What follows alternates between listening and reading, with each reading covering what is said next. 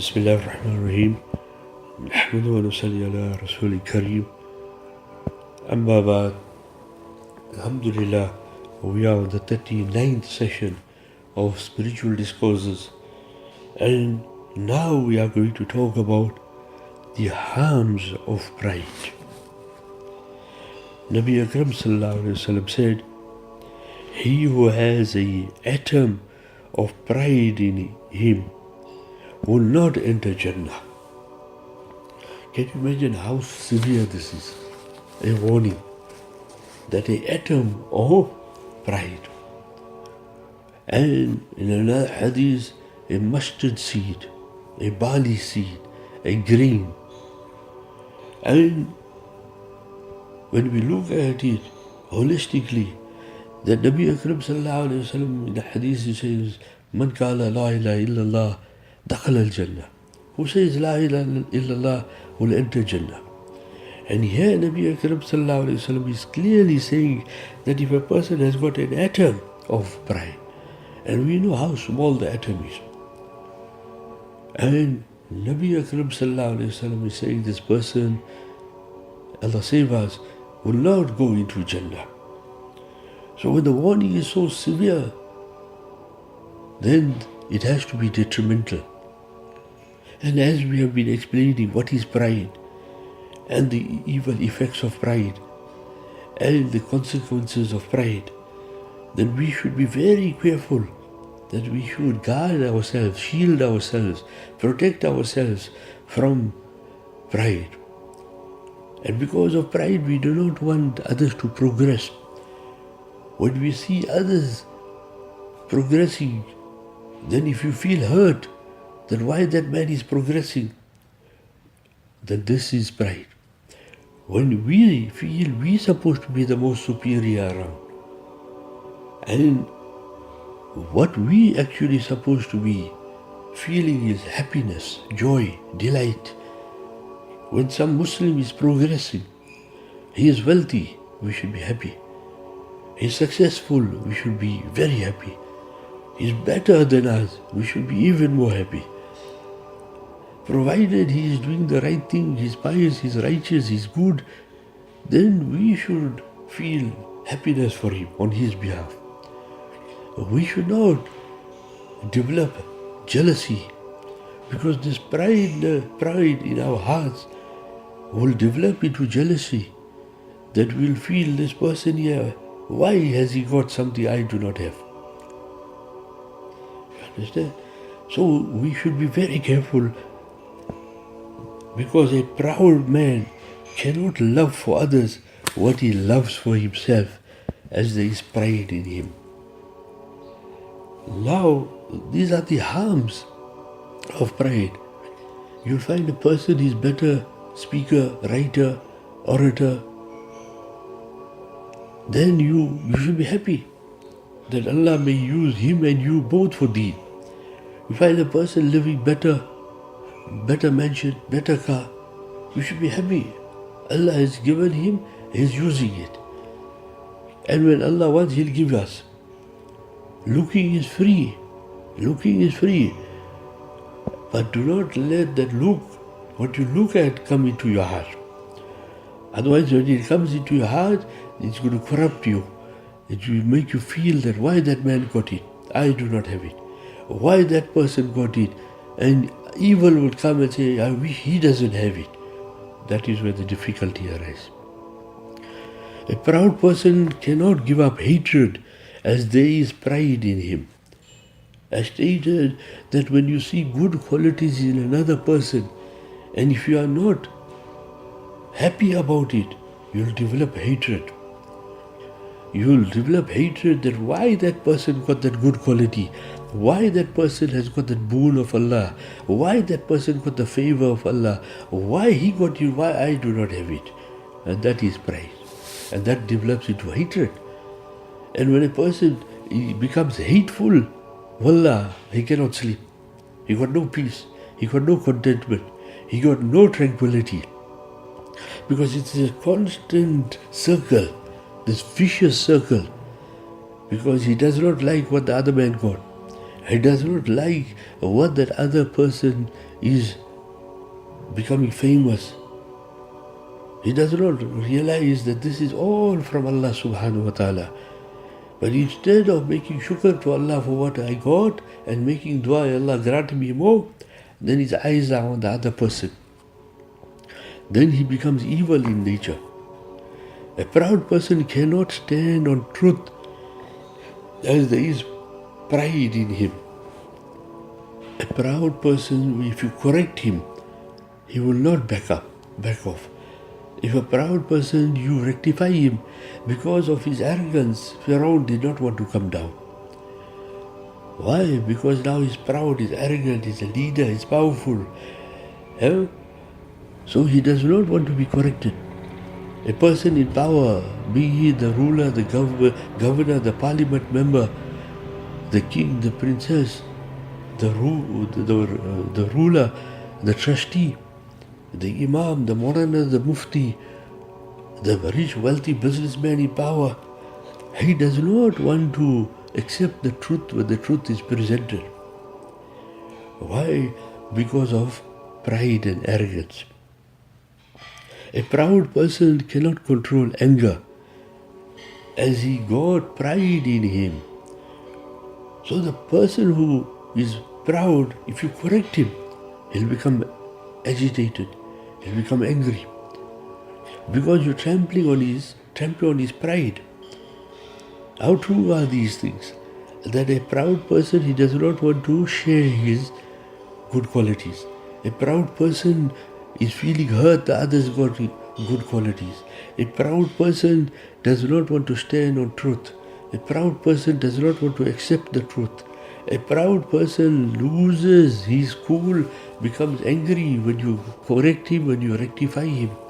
Why? Because he's got the chip on the shoulder. You correct him, he gets angry. You rectify him, he gets worse. And when you admonish him, he in his mind is thinking, who are you? Who are you to correct me? Who are you to rectify me? Who are you to set me right? What authority have you got to correct me? I am I. Who has given you the right to correct me?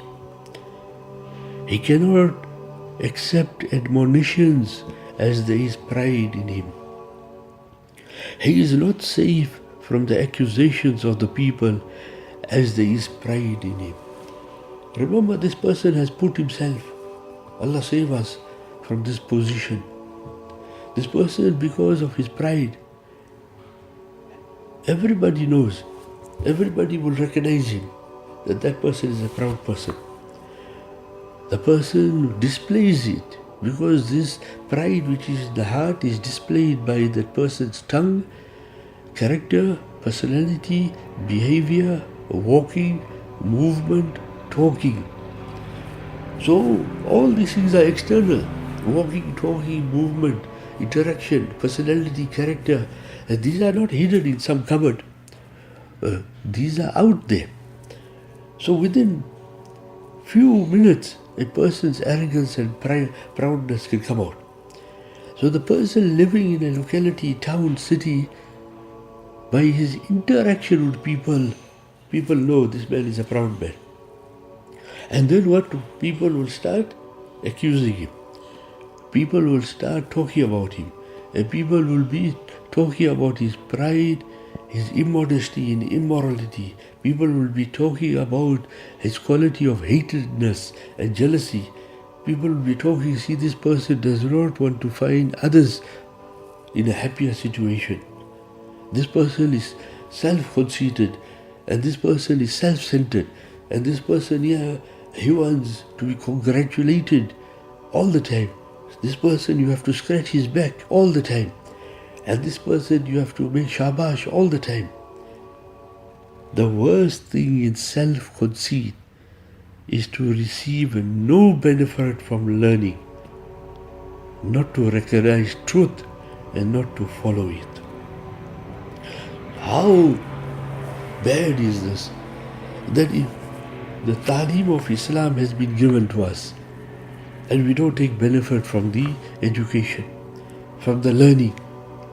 We do not take benefit from the incidents of the past, the stories and narrations of the past, what happened to the evil of pride? What happened to those people who are proud? Every person of whatever status he had, whether he had power or not, he went to the grave. Whether he had riches or not, went to the grave. The poor and the rich both went to the grave. And the king and the pauper went to the grave. The ruled and the ruler went to the grave. And the master and the servant went to the grave. The one driving and the one taking the taxi both go to the grave. The one living in a posh area and the one living in humble dwellings both go to the grave. And the one who has got a string of degrees and the one who is so-called not educated both go to the grave. That is why one king, when he passed away, he told his courtiers that when you prepare my burial, then take my hands out of the casket. They said, why? He said, to show the public, see, I'm going with nothing. I'm going empty-handed. I am going like the day I came. See, the day we came, we had nothing. The day we go, we'll go with nothing besides our iman and a'mal salihah. So all this pride, self-conceit, jealousy, hatred, all will be left behind here. And we will be going only with what we earned, pleasing Allah subhanahu wa ta'ala. And this learning, if it does not allow us to recognize truth, then what is the purpose of our learning? And this is the difference between our learning and secular education. Because secular education is driven to make a person proud and arrogant. Secular education is driven so that we focus on the akhirat. Secular education is not driven to bring morality into us, modesty into us. Secular education is not there to bring taqwa and taharat into us. Secular education is not there to grant us the quality of humility and sincerity.